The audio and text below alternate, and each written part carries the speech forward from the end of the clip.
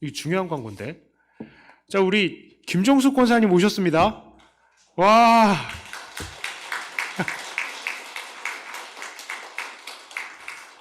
야, 고생 많으셨습니다. 진짜 온 성도들이 다 같이 기도하고 있었는데 무사히 완치하시고 완전히 치료하시고, 아직도 하나님께 영광 돌릴 게 아직도 창창 남으셨는데 벌써 아프시면 안 되죠. 빨리 나으시고 더 충성하시는 권사님 되시길 바랍니다. 제가요, 보통 헌신하기 전까지는 헌신하든지 말든지 알아서 하세요 하는데, 내가 헌신하겠습니다 라고 결단한 사람들은 아주 그냥 쩍쩍쩍쩍 다 뼈까지 다 빨아먹을 정도로 고생을 시키니까 나는 이제 죽기까지 충성이다 생각하시고 하셔야 됩니다. 자, 요한복음 2장 1절부터 11절까지 말씀, 저와 여러분들이 한 절씩 나누어서 읽어보도록 하겠습니다. 사흘째 되던 날 갈릴리 가나에 혼례가 있어 예수의 어머니도 거기 계시고, 포도주가 떨어진지라 예수의 어머니가 예수에게 이르되 저들에게 포도주가 없다 하니,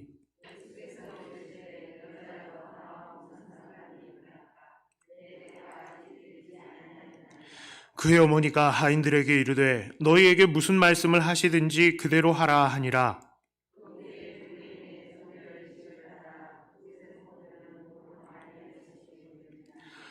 예수께서 그들에게 이르시되 항아리에 물을 채우라 하신즉 아귀까지 채우니,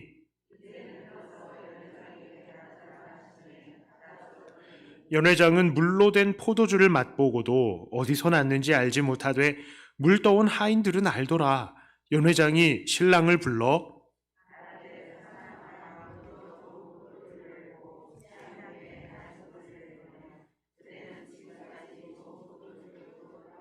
함께합니다. 예수께서 이 첫 표적을 갈릴리 가나에서 행하여 그의 영광을 나타내심에 제자들이 그를 믿으니라. 아멘. 기도합니다. 하나님, 하나님의 말씀을 나눌 때에 하나님께서 친히 말씀하시고 우리의 가운데 새겨주시옵소서. 하나님의 놀라운 일꾼들로 무장되고 이 세상을 이겨나가는 사람들이 되게 하여 주시고 아무도 흔들 수 없는 믿음을 갖는 우리들 되게 해 주시옵소서. 예수님 이름으로 기도드리옵나이다. 아멘. 예수님께서는 이 땅에 계실 때에 수많은 기적들을 행하셨습니다. 많은 병자들을 고치셨고요, 눈먼 자들을 눈뜨게 하셨고, 또 죽은 자, 심지어 죽은 자까지도 다시 살리신 것을 우리는 봅니다. 지금 방송 때문에 그런 거죠. 방송 확인한다고. 자, 요한뿐만 아니라 그의 많은 제자들이 이 예수님이 행하신 수많은 기적들을 기록으로 남겼어요. 자, 왜냐하면 예수님이 단순한 사람이 아니라 하나님, 그리고 하나님의 아들이시라는 것을 증거하기 위해서였습니다. 오늘 본문의 포도주 기적도 그렇습니다. 그런데 특별히 요한은 이 기적을 그냥 기적이 아니라 표적이라고 말하고 있습니다. 이 표적은 어떠한 목적과 또 뜻이 있음을 상징하는 표시입니다. 특히 요한복음에서 표적이라는 것은요, 바로 예수님께서 이스라엘 사람들이 그렇게 기다리던 메시아이다라는 사실을 드러내는 기적들입니다. 특별히 요한복음에는 총 7개의 표적이 기록이 되어 있습니다. 사실 예수님께서는 자신이 하나님의 아들이라는 것을 증거하는 수많은 표적들을 행하셨죠.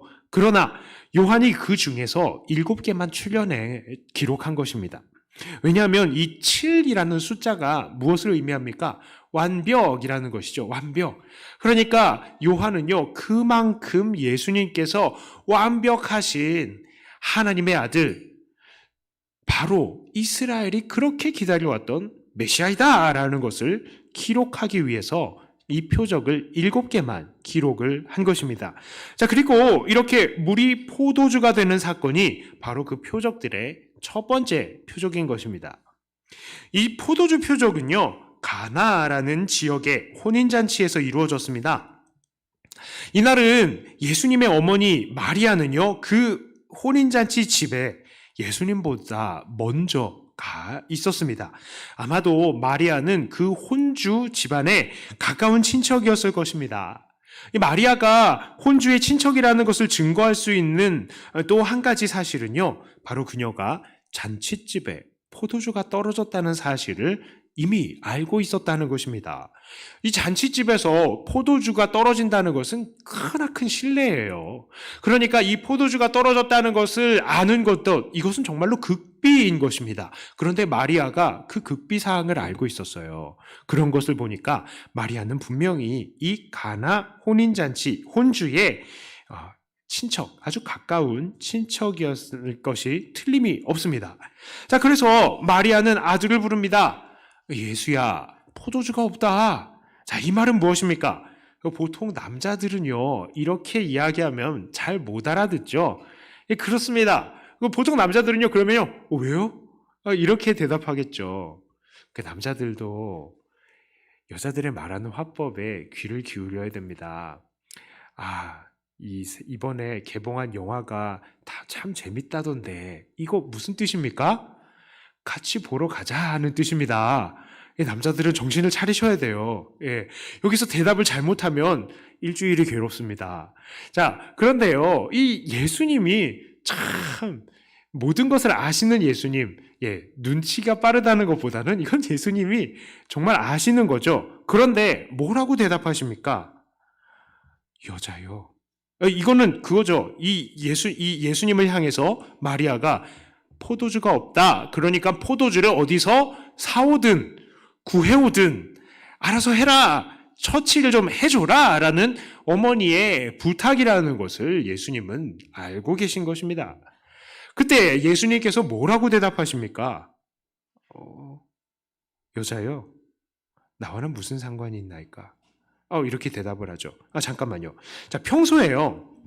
마리아가 예수님께서 기적을 잘 행하신다는 것을 알았더라면 이거는 예수님한테 포도주 한번 만들어 내봐라 라고 그렇게 부탁을 하는 것일 수도 있겠지만 예전에 이런 설교도 제가 들은 적이 있었어요. 그런데 그럴 리는 없을 거라고 저는 생각합니다.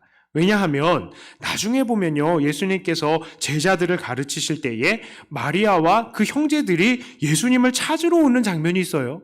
그런데 그 장면이 왜 이들이 찾아왔느냐? 예수님이 미셨다고 생각하기 때문입니다. 그러니까 이 사람들이 예수님 멀쩡하던 우리 아들 예수가 밖에 나가서 가르치고 막 이상한 말들을 하고 이상한 행동을 한다. 얘가 미쳤다 생각하고 왔다는 거예요. 그러니까 그 전까지는 예수님께서 그 가정에서 자기가 어떠한지를, 자기의 메시아됨을 드러내지 않았던 것이고 또 기적 또한 그 전에는 행하지 않았다는 것을 우리는 전제로 할 수 있습니다. 자, 그러니까 이 본문에서 마리아는 예수님에게 포도주를 밖에서 준비해 올 것을 기대한 거예요. 자, 그런데 이 마리아에게 예수님께서 이상한 대답을 하시죠. 4절에 그렇죠. 예수께서 이르시되 여자여 나와 무슨 상관이 있나이까? 내 때가 아직 이르지 아니하였나이다 라고 합니다. 여자여 나와 무슨 상관이 있나이까? 이것은 아들이 어머니에게 할 말이 아닌 것처럼 보이죠. 자, 그러나 여기서 여자여라고 부르는 말은 당시 상황에서는 여인을 높이는 말로 이해할 수 있습니다. 예수님은 십자가에서도 어머니에게 말하셨죠. 여자여 보소서 아들이니다 하면서 요한을 소개시켜 주잖아요. 자, 이것은 간단하게 우리가 엄마라고 친근하게 부르는 호칭을요, 어머니도 아니고요. 어머니는 그냥 우리 엄마를 높이는 거잖아요. 그런데 약간 어머님 같이 얘기하는 겁니다. 약간 거리를 둔 존칭이에요. 어머님이라고 이해하면 되겠습니다. 자, 그런데 또 이상한 부분이 있어요. 나와 무슨 상관이 있나이까? 자, 이것을 원문으로 보면요, 당신과 내가 무슨 상관이 있나이까? 라는 뜻입니다. 자, 그러니까 이 문제는요, 혼주랑 예수님이 관계가 없다는 말이 아니라 그 일을 시키는 마리아와 예수님이 관계가 없다는 뜻이에요. 다른 말로 돌려 해석하자면요, 어머니, 이건 어머님의 일입니다. 내 일이 아닙니다. 라는 말이죠. 자, 마리아는 그 혼인잔치집 사람들과 아주 가까운 친척 관계라고 말씀을 드렸습니다. 그리고 그 당시에 아마 남자들이 부엌의 일에 관여하는 것은 그리 좋아 보이는 모습은 아니었을 것입니다. 자, 그래서 예수님이 마리아에게 어머님, 그건 어머님의 일입니다 라고 이야기하는 것은 다소 매정하게 들릴지라도 이것은 아들의 투정같이 들릴 수도 있는 문제였죠. 하지만 예수님께서는 그 뒤에 말씀을 이어가시며 방금 나와 무슨 상관이 있나이까? 라는 말을 좀 더 명확하게 이야기하십니다. 주님께서 그건 어머님의 일입니다 라고 말한 이후의 말은 무슨 말이죠? 바로 내 때가 아직 이르지 아니하였나이다 라고 말씀을 하고 계시죠. 자, 어머니 마리아는 당연히 예수님의 이 짧은 말을 전혀 이해하지 못했습니다. 마리아는 이 말을 어떻게 들었을까요? 아마도 그저 어머님, 그건 어머님의 일입니다. 저는 아직 무슨 일을 할 만한 때가 아니에요. 저는 지금 방금 온 사람이라고요. 이렇게 이해하던가요? 혹은 먼 친척인 저까지 움직이기에는 제가 너무 지나치게 간섭하는 것 같이 보일 거예요. 좀 더 가까운 사람을 시키시죠. 이런 식의 이야기로 들렸을 것입니다. 그러나 사실 예수님에게 있어서 이 때라는 것은 상당한 중요한 의미를 가지고 있는 단어였습니다. 요한복음 7장 30절엔 이런 말씀을 하십니다. 그들이 예수를 잡고자 하나 손을 대는 자가 없으니 이는 그의 때가 아직 이르지 아니하였음이라. 자, 8장 20절에는요. 이 말씀을 성전에서 가르치실 때에 헌금함 앞에서 하셨으나 잡는 사람이 없으니 이는 그의 때가 아직 이르지 아니하였음이니라. 자, 예수님께서 말씀하시는 이 때는요. 예수님께서 잡혀서 죽게 되실 때입니다. 예수님은 지금 포도주를 나눠주는 것을 이야기하시면서 이 포도주가 자신이 잡혀 죽게 되는 것과 관계가 있다고 얘기를 하시는 거예요. 자, 우리는 오늘 가나의 혼인잔치의 장면 말고도 예수님께서 포도주를 나누어 주신 때를 알고 있습니다. 그것은 바로 최후의 만찬의 때이죠. 예수님께서 십자가에 달리시기 전의 때입니다. 그러니까 지금 예수님께서 마리아에게 하신 말씀은요. 어머니랑 저랑은 지금 무슨 상관입니까? 어머님은 어머님의 일을 하시고 저는 저의 일을 합니다. 그런데 제가 잡혀 죽을 때는 아직 안 왔습니다. 라는 말을 하고 있는 것입니다. 그러나 그 의미를 알지 못하는 마리아는 당연히 어머니 특유의 강압적인 태도로 아들의 말을 대수롭지 않게 여기고 종들에게 명령을 하죠. 얘들아, 예수님 시키는 거 다 들어라. 무엇든 다 해라. 이렇게 하고 싹 자리를 비웁니다. 자, 물론 마리아는 예수님이 종들에게 어느 지역에 가서 포도주를 사오거나 빌려오거나 그렇게 시킬 줄을 알고 그런 말을 했을 것이죠. 그러나 예수님은요, 물을 포도주로 만들어 버리십니다. 자, 그 과정도 아주 단순했습니다. 예수님께서는 종들에게 항아리에 물을 채우라 라고 하시고요. 떠서 연회장으로 갖다 주라 라는 아주 단순한 것을 시키셨습니다. 그런데 그것을 맛본 연회장은요, 그 포도주가 정말로 최상의 포도주라고 칭찬을 하는 거예요. 자, 그런데요, 이것이 단순한 기적이 아니라 라고 했죠. 성경이 이것이 기적이 아니라 단순한 기적이 아니라 표적이라고 했습니다. 이 표적이라는 것은 바로 예수님이 메시아라는 사실을 드러내는 기적이라고 말씀을 드렸어요. 그런데 이렇게 물이 포도주가 사건이 되는 것이 표적이었대요. 왜 이것이 표적일까요? 자, 포도주는요, 흔히 피로 또 생명으로 비유가 됩니다.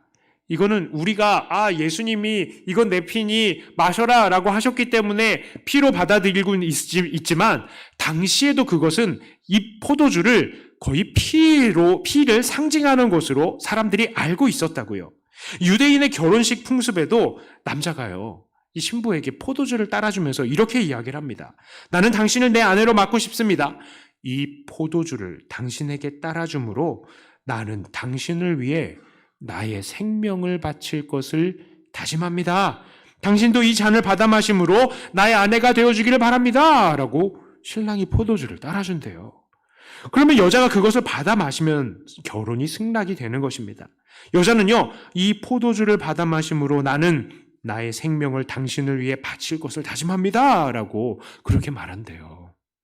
그러니까 이 포도주가 상징하는 것은 피, 생명을 말하는 것입니다.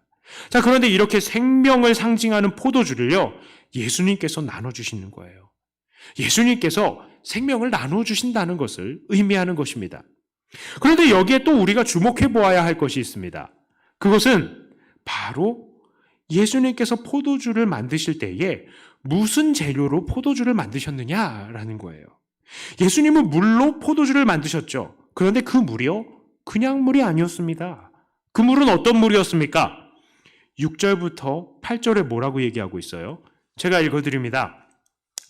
거기에 유대인의 정결 예식을 따라 두세 통 드는 돌 항아리 6이 놓였는지라 예수께서 그들에게 이르시되 항아리에 물을 채우라 하신즉 아귀까지 채우니 이제는 떠서 연회장에 갖다 주어라 하심에 갖다 주었더니, 자, 이 포도주가 된 물은요, 어디에 있던 물이라고요?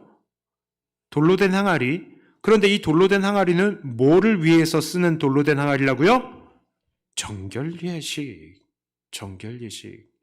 사람들이요, 이 정결례라는 것은 간단하게 얘기하면 손 씻는 것입니다. 손 씻는 것인데, 이것은 그냥 내가 더러운 것을 밥 먹기 전에 손 씻는다라는 이 손을 더러운 곳에서 깨끗이 하는 개념이라기보다는요, 이것은 부정한 것, 죄악된 것에서 나를 씻는다는 고백이 더 큰 것이에요. 그런데 이런 정결례를 위한 물이 포도주로 바뀌었다는 것입니다. 이것은 정말로 어마어마한 의미를 가지고 있는 거예요.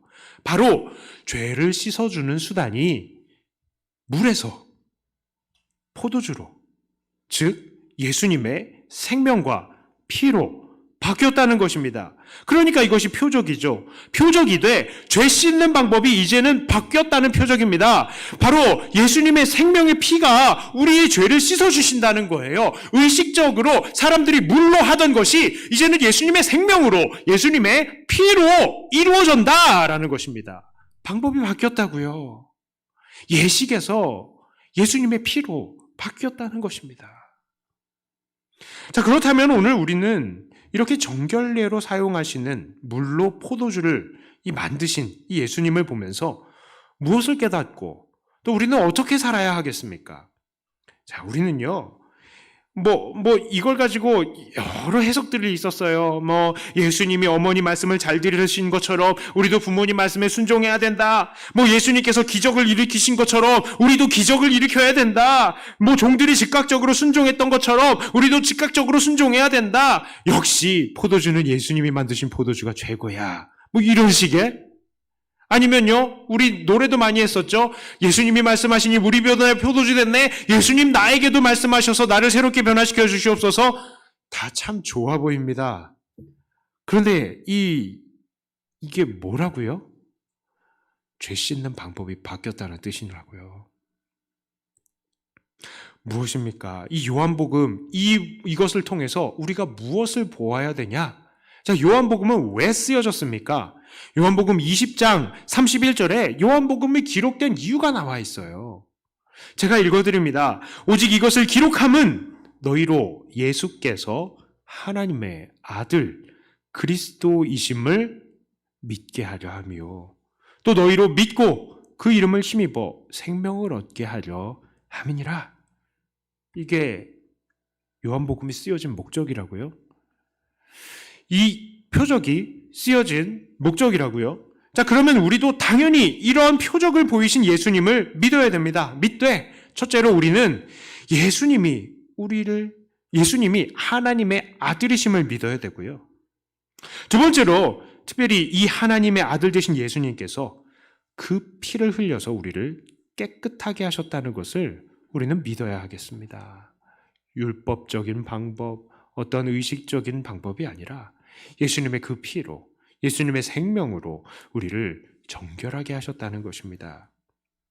그것이 오늘 본문이 강조하는 거예요. 바로 우리 예수님께서 우리의 죄를 그 피로 씻어주시는 하나님의 아들이시다라는 것입니다. 주님께서 포도주의 표적을 행하시니 그의 제자들이 그것을 믿었습니다. 그러므로 우리도 그 죄를 피로 씻어주시는 하나님의 아들 예수님을 믿어야 하는 것입니다.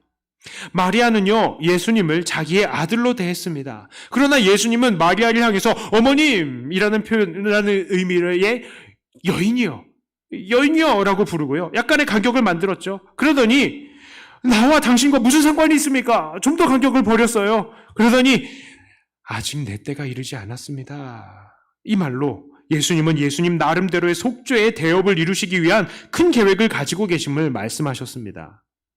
예수님은 하나님의 아들이세요. 보통 사람이 아니란 말입니다. 세상 사람들은요, 우리 예수님을 그저 석가, 마호멧, 공자 이런 사람들과 같이 싸잡아서 세계 4대 성인 정도로 분류하고 싶어 합니다. 그런데 예수님을 그렇게 사람처럼 취급하려는 그런 세상의 이 프레임에 우리는 동조해서는 안 됩니다. 예수님은요, 사람이 아니거든요. 예수님은 하나님이시고 하나님의 아들이십니다. 물론 예수님께서는 100% 사람이 되셔서 사람의 모든 형편을 경험하시고 알고 계시지만 또한 우리 예수님의 신성, 우리 예수님께서는 100% 하나님과 같은 본질을 가지신 하나님이시며 하나님의 아들이십니다. 그런데 이런 하나님이신 예수님께서 오늘 정결케 하시는 물을 이 포도주로 바꾸어 주셨습니다. 바로 자기의 생명으로 우리의 죄를 깨끗게 하실 것을 표적으로 보이신 것이죠. 우리는 이 표적을, 그러니까 이 죄를 씻어주시는 분이 보통 사람이 아니라 하나님이신 예수님이라는 사실, 이것을 믿고 감사해야 하는 것입니다. 세상에는 참 많은 종교가 있습니다. 이 종교에는 교주들도 있죠. 그러나 그 종교들이, 이 종교의 교주들이 하나님이 아니시잖아요. 당연히 그들은 사람에게 있는 이 본질적인 죄의 문제를 도무지 해결할 수 없었던 겁니다. 석가가 우리의 죄를 해결해 줄 수가 없었어요. 마호멧이 우리의 죄를 해결해 줄 수가 없는 겁니다. 공자도 죄악을 해결해 줄 수가 없어요. 물론 이들은 죄에 대해서 경계했습니다. 죄 짓지 말라고 했어요. 죄를 미워했습니다. 정의롭게 살라고, 남을 도우면서 착하게 살라고 가르쳤습니다. 하지만 그들도 어쩔 수 없는 사람이었어요. 그래서 사람들에게 있는 죄의 문제를 해결해 줄 수가 없었던 것입니다. 또한 오늘날에도 참 많은 이단 교주들도 있죠. 이들도 죄의 문제를 해결하지 못하는 것은 너무나도 당연합니다. 왜요? 이들도 사람이거든요. 오히려 이들은 범죄자들입니다. 얼마 전 뉴스를 보니까 구속 기소되어 있는 신천지 교주 이만희 씨가 지난 4일 이 열린 공판에서 이런 말을 했다고 해요. 내 수명이 재판이 끝날 때까지 이어질 수 있을지 염려된다. 차라리 자살을 해서라도 이 고통을 면하고 싶다라고 이야기를 했답니다. 신문에 났어요. 이게 평소에 자기가 영생한다고 말을 하면서 자기가 예수님이라고 말을 해왔던 사람의 발언이라고 할 수 있겠습니까? 아니죠. 지금 이만희가 자기 이름으로 뭘 한 겁니까? 자기 입으로 나는 그동안에 사기를 쳤습니다 라고 말을 한 거잖아요. 그렇습니다. 사람은요, 이단 교주들을, 이런 사람들은요, 죄의 문제를 해결할 수 있을 리가 만무합니다. 그렇습니다. 그 누구도 사람이라면 이 죄의 문제를 해결할 수가 없어요. 아무리 착한 일을 한다고 해도 그 본질은 죄악을 품고 있는 죄인인 겁니다. 그 죄를 씻고 싶어서 무슨 노력을 다 한다고 하더라도 그것은 그저 우리를 물로 씻는 것 정도밖에는 안 되는 거예요.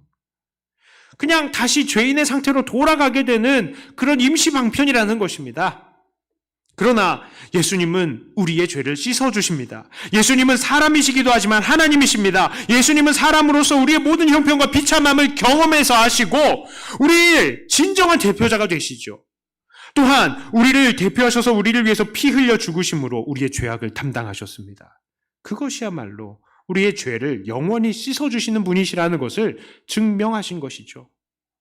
예수님께서 씻겨주시지 못할 죄는 아무것도 없고요. 또한 예수님의 그 피로 죄 씻음을 받은 사람들은 다시 정죄를 받지 않는 것입니다. 그러므로 오늘 이 말씀을 통해서 우리는 예수님을 믿되 예수님께서 하나님의 아들이심을 믿으며 또한 예수님께서 그 피로 우리의 죄를 씻어주심을 믿어야 할 것입니다. 그것이 바로 오늘 말씀을 가슴으로 받는 사람들의 마땅한 바인 것입니다. 참 이상하게도요, 이렇게 쉬운 말씀, 이렇게 쉬운 사실이 잘 믿어지지 않는 사람들이 있어요. 특별히 오늘 이 말씀이 믿어지지 않는 분들이 계시다면 더욱 하나님 앞에 엎드리시기를 바랍니다. 물론 어떤 사람들은 이런 것들이 한 번에 믿어지기도 하지만요, 그렇지 않는 사람들도 있어요. 그러니까 함께 말씀을 나누고 더 엎드리기를 바랍니다. 그리고 예수님이 하나님의 아들이라는 사실이, 그리고 그 피로 우리를 씻어주신다는 그 사실이 언젠가는 믿어지기를 축복합니다. 자, 우리가 이런 믿음 아래에 있을 때에 우리는 어떻게 됩니까? 세상을요, 담대히 이길 수 있어요. 왜 그렇습니까? 세상은, 사탄은 우리를 끊임없이 유혹하고 또한 우리를 끊임없이 넘어뜨리려 합니다. 우리는 세상 속에서 예수님을 믿고요, 구원을 받았고 죄를 씻김을 받았다 하지만 여전히 죄악 가운데 있는 게 사실입니다. 그래서요, 죄를 지을 때마다 우리 안에서 뭐라고 속삭입니까? 야, 네가 그러고도 목사야? 네가 그러고도 권사야? 네가 그러고도 집사야? 얘라이, 당장 때려쳐라. 너 인마 지옥 가. 이런 속삭임이 막 울리는 거예요. 자, 그런데 우리가 그때에 뭐라고 대답할 수 있습니까? 됐거든. 야, 나는 사람이 나를 위해서 죽은 게 아니라 우리 하나님의 아들이신 예수님이 그 피로 나를 살리셨어. 네가 뭔데 임마? 나도 이건 어쩔 수 없어. 나는 이제 구원받은 사람이야. 이겨내는 겁니다. 왜요? 우리를 구원하신 분이, 우리를 위해서 생명을 주신, 피 흘려 생명 주신 분이 우리 하나님의 아들 예수님이기 때문입니다. 사람이 아니기 때문입니다.